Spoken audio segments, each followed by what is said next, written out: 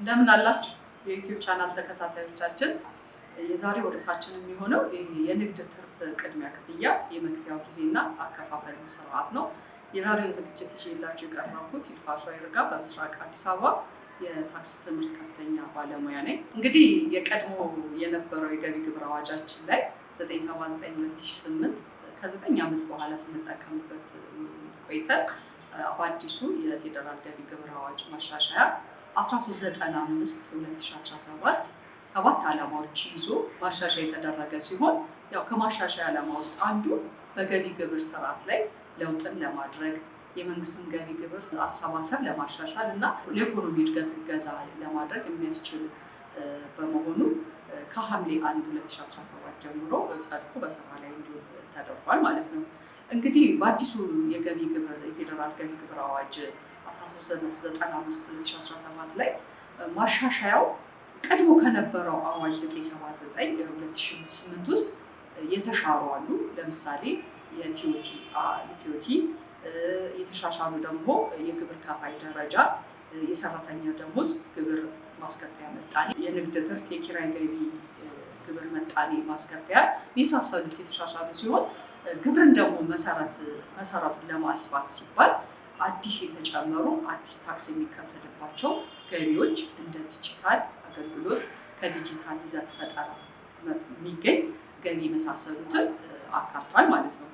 እንግዲህ በዛሬ ዝግጅታችን የምናየው መካከል ማሻሻያ ከተደረገባቸው መካከል አንዱ የንግድ ትርፍ ወይም ደግሞ የፕሮፊት ታክስ የምንለው እንዴት ነው የአከፋፈሉ ቅድመ አከፋፈሉ እንዴት ነው የሚለውን እናያለን ማለት ነው። እንግዲህ እዚህ ላይ ቅድሚያ የሚለው ቃል የምንጠቀመው ግብር ከፋዩ ከዚህ ቀደም ዓመታዊ ግብሩን ሲከፍል በዓመቱ መጨረሻ የሚከፍል ሆኖ ሳለ እስከ ዛሬ ድረስ ያው ሲከፍል የነበረው በዓመቱ መጨረሻ ነው። የማሻሻያ የተደረገው በ2017 የከፈለውን ዓመታዊ ንግድ ትርፉን ለ2018 መሰረት በማድረግ በየኳርተሩ 25% እንዲከፍል የተደረገው ነው ማለት ነው።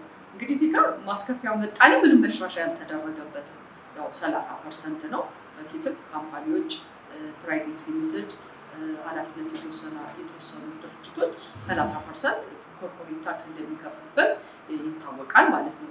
አሁን ግን ከሐምሌ 1 ጀምሮ በቅድሚያ የሚከፍሉት ግብራቸው በየሩብ ዓመቱ በ4 ጊዜ የሚከፍሉት ሲሆን የክፍያው መሰረት የሚሆነው ያለፈውን ዓመት ማለትም የ2017ን የከፈሉት ፕሮፊት ታክስ መሰረት አድርጎ ለ2018 በጀት ዓመት 25 ያደረጉ በየኳርተሩ ለ4 ጊዜ እንዲከፍሉ ተደርጓል ማለት ነው። እንግዲህ ይህ ማሻሻያ የፌዴራል ግብር ገቢ አዋጅ ማሻሻያው ለውጡ ለፌዴራል ግብር ከፋዮች ብቻ ሳይሆን ለክልሎችም ለአዲስ አበባና ለድሬዳዋ መስተዳድርም ተግባራዊ ይደረጋል ማለት ነው።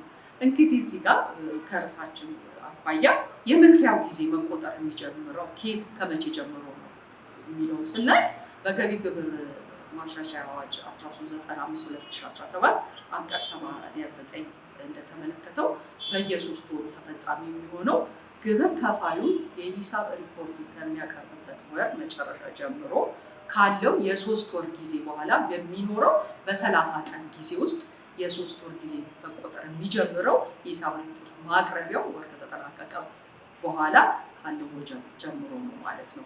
ስለዚህ እንደሚታወቀው እንግዲህ በፌዴራል ግብር ከፋዮቻችን የሂሳብ ሪፖርት የማቅረቢያቸው ወይም ደግሞ የሂሳብ ጊዜያቸውን በመተዳደሪያ ደንባቸው ላይ በተለያዩ ጊዜያቶችን ሊያስቀምጡ ይችላሉ። የሂሳብ ሪፖርታቸው በጥቅምት ወር ለምሳሌ በጥቅምት ወር የሚያጠናቅቁ ግብር ከፋዮች መቼ ነው መክፈል የሚጀምሩት ብለን ስናይ ከህዳር ወር ጀምሮ በሚቆጠር በየ3 ወር ማለትም ዓመታዊ ሂሳባቸውን ካሳወቁ በኋላ በህዳር ወር የሚቆጠር በ3 ወር ይሆናል ማለት ነው። ያ ምንድነው የመጀመሪያው ከህዳር ወር ከ3 ወር በኋላ ስንል መጀመሪያ የሚሆነው በየካቲት ነው ማለት ነው። ከዛ ከግንቦት ይቀጥላል። እንደዚሁም ደግሞ ሶስተኛውን በነሐሴ ወራት በየ3 ወሩ ቅድሚያ ግብር ይከፍላሉ ማለት ነው። እንደዚሁም ደግሞ ጥቅምት ወር ላይ የዓመቱን ግብር አጠቃላይ ይከፍላሉ ማለት 18ቱን ማለት ነው። ለምሳሌ አንድ ግብር ከፋይ በ2018 1 ሚሊዮን ብር ከፍሎ ከሆነ በ2018 በጀት ዓመት ቅድሚያ ክፍያ የመጀመሪያውን ኳርተር ወይም ደግሞ ሩብ ዓመት ሲያልቅ 25% እንደዚሁም ደግሞ ሁለተኛውን 25% ከከፈለ በኋላ በ2018 መጨረሻ ላይ ገቢውን ሲያሳውቅ ይህን ያህል ግብር ከፍያለሁ፣ በምርጫ ከፍያለሁ፣ የሰበሰብኩትም ውዝውድ አለኝ ካለ የከፈለው በልጦ ከተገኘ ያው ተመላሽ ይደረግለታል። ነገር ግን ሊከፍል በግብር ዓመቱ ሊከፍል የሚገባው አንሶ ከተገኘ ደግሞ እንዲከፍል ተሰልቶ እንዲከፍል ይደረጋል። ከተራፊ ማለት የበለጠ ከሆነ በተመላሽ ስርዓት ያው አሰራር የተመላሽ አሰራር ስለሚኖር በቀልጣፋ ሁኔታ እንዲመለስለት ይደረጋል ማለት ነው። እንግዲህ ሂሳብ ሪፖርታቸው ደግሞ እንደ አውሮፓ አቆጣጠር በኤፕሪል ወይም የሚያቀርቡ ከሆነ ግብር ከፋዮቹ ከሜይ ጀምሮ በሚቆጠር በየ3 ወራቱ ማለትም በኦገስት፣ በኖቬምበር እንዲሁም በፌብሩዋሪ በየ3 ወሩ ቅድሚያ ግብር ይከፍላሉ ማለት ነው። እንዲሁም እስከ ኤፕሪል ወር የዓመቱን ግብር አጠቃለው ይከፍላሉ ማለት ነው። ሌላው እንደሚታወቀው የሂሳብ ሪፖርታቸው በሌላ ጊዜ አቆጣጠር የሚጠቀሙ ግብር ከፋዮች አሉ። እነሱ በተመሳሳይ የሂሳብ ሪፖርታቸውን ከሚያቀርቡበት ወር መጨረሻ ቀጥሎ ባለው ወር ጀምሮ በሚቆጠር በየ3 ወሩ ጊዜ ባለው 30 ቀን ውስጥ በየ3 ወሩ ቅድመ ግብራቸውን የዓመታዊ ግብራቸውን 25% 14ኛውን ወይም ይከፍላሉ ማለት ነው። እነዚሁም እንደዚሁ በተመሳሳይ የሂሳብ ሪፖርት በሚያቀርቡበት ወር መጨረሻ የዓመቱን ግብር አጠቃላይ ይከፍላሉ። የመብለጡን የማነሱ ሁኔታ ከላይ እንዳለ ነው።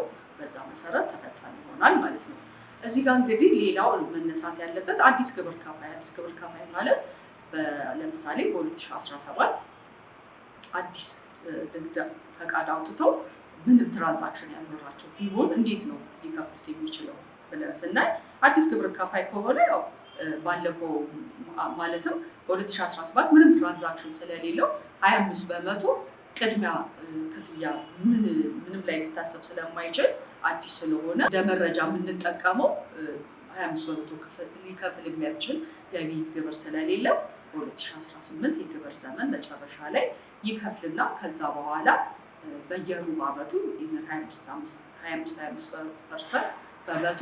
የሚለው በቀጣይ ዓመት እየከፈለ ይሄዳል ማለት ነው። እንግዲህ የቅድመ ግብር ክፍያ አጠቃላይ ሀሳቡ ይህን ይመስላል። ለዛሬ ይዤላችሁ ቀረብኩት ስለነበረ ጊዜ